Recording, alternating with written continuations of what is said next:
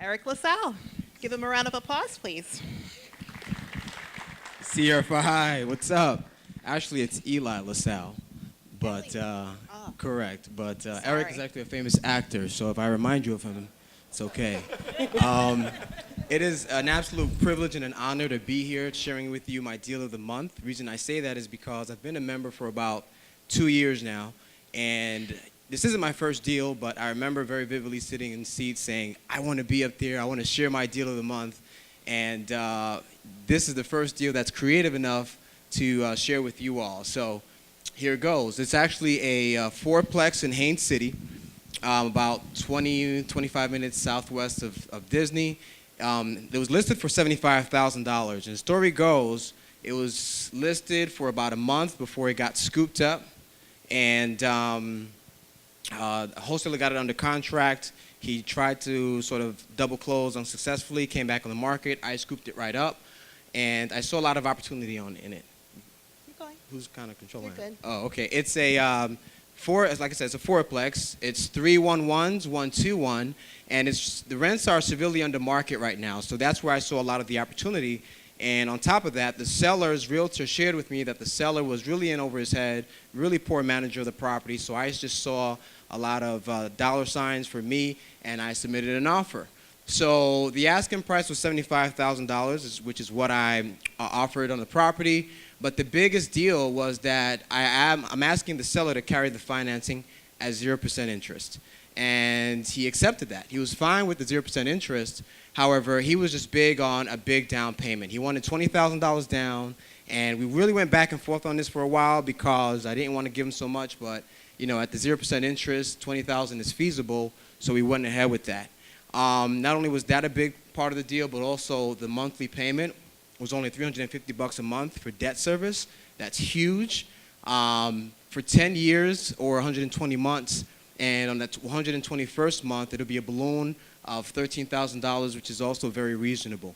And something to kind of note, I just thought it was funny.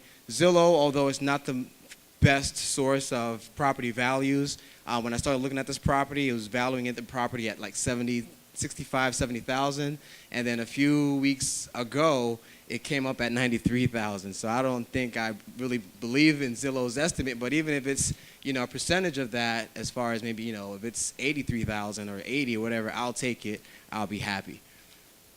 So just a few of the short-term plans for the project, since I've already closed on it.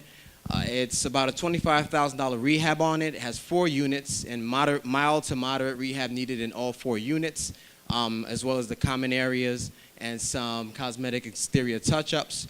I've already hired a property manager who gave me a great rate. And obviously, raising the rents on the current tenants is a main priority. There's already 2 empty apartments that we've already started rehabbing. So we'll look to get some Section 8 folks in there because it has strong potential for it as it rents slightly higher than the rest of the market.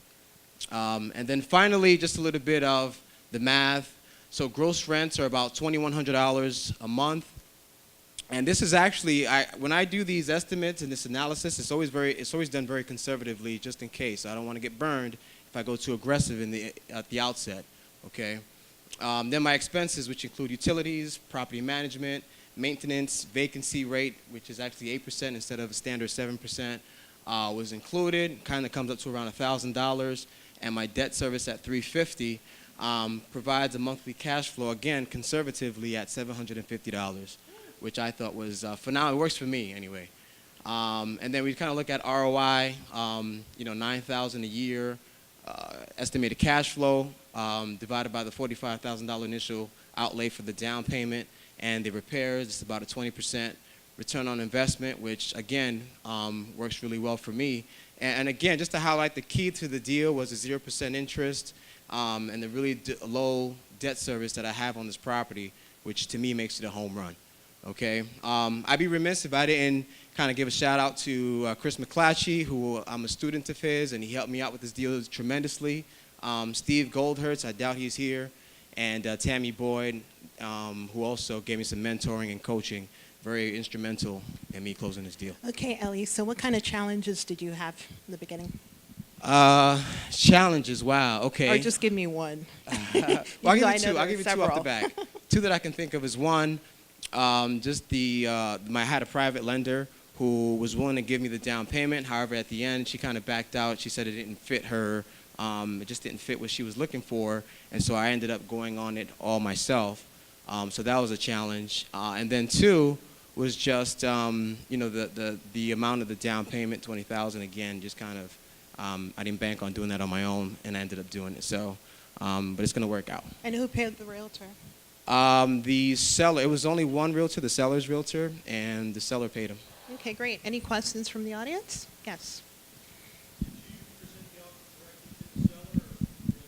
The question is, did you present the offer directly to the seller or did the realtor do it? Yeah, I presented directly to the seller's realtor. I found him through the MLS, so actually through an app, which shows me MLS properties, and I just called him up and got his email and presented the offer that way. So you literally were just scouring the app, found the deal, contacted the realtor, made the offer. Correct. Okay, that hard. Which app was this? Anybody else? Which app? Which app? It's an app. It's just a Realtor.com app. I have it on my iPad, and to show you the listing agencies. And I think it misses an element that MLS will obviously have. But if it has the contact information and some bare bones information, that's enough for me. Anybody else? Another question? No?